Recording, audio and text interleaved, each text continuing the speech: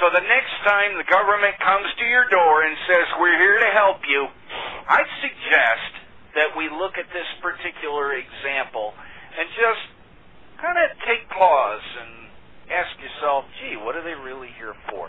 Bob, I have you for a couple of minutes left. One other thing I want to touch on is talk a little bit about what's happening with bank closures and the FDIC and the fact they're going to run out of money and the possibility that we may not have an FDIC. So the last thing you want is to be in CDs and insured deposits because the insurance may go away. I know we touched on this a little bit with the Citibank story, but I just want an encapsulated, short thing to hit people with who say, oh, no, everything's fine.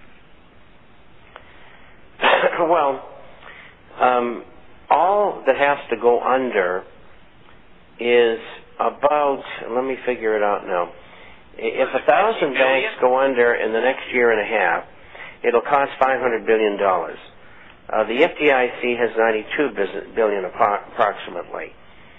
And so 1/5 of 1,000 is 200 banks.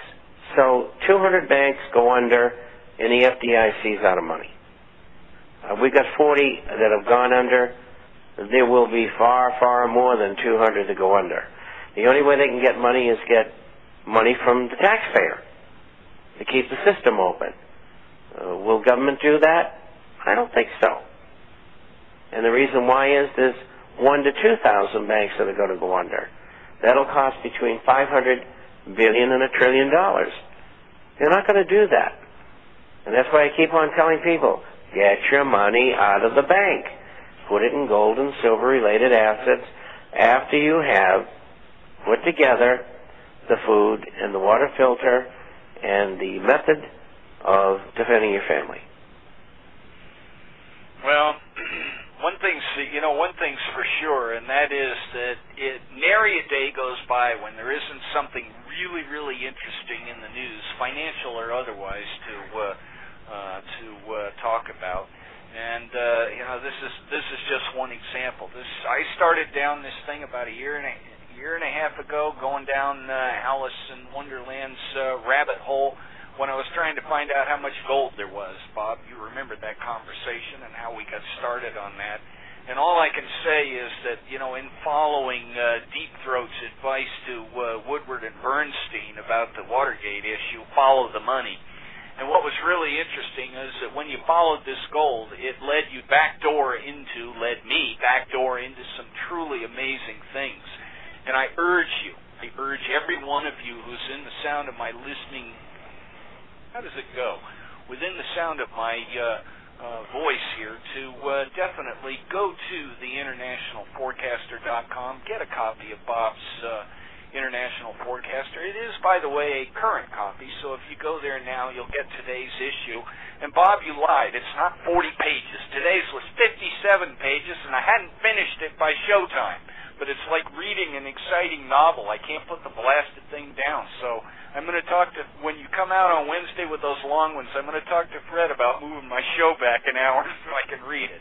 Just kidding, but it really is an absolutely incredible piece of writing, and I don't know how you managed to get it all together. I know that you're working a huge number of hours, complete with all the time that you spend on the radio shows, trying to get the word out.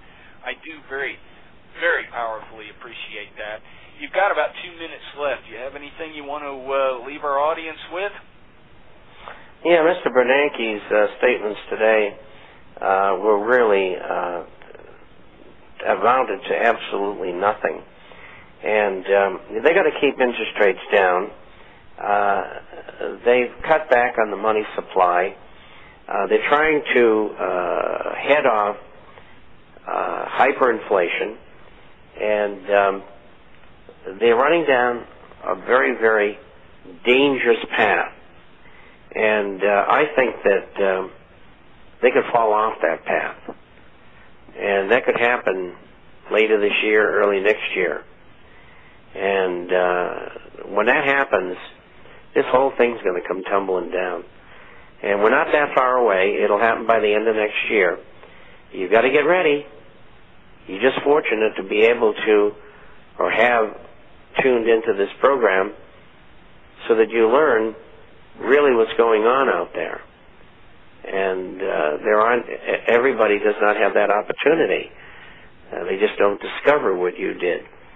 And please take advantage of it, and let's kick them all out of Congress, and we'll get our country back. But if you don't do it, you and your generations to come will live in slavery.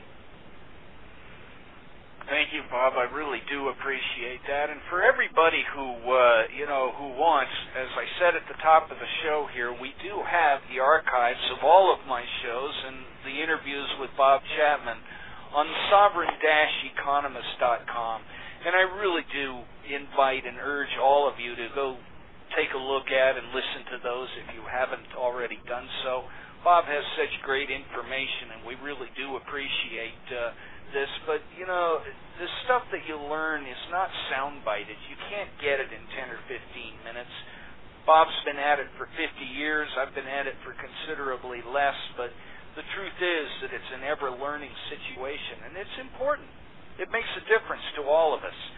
So in the meantime, Bob, thank you very much. We'll see you next week. Please be safe. Regards to Judy.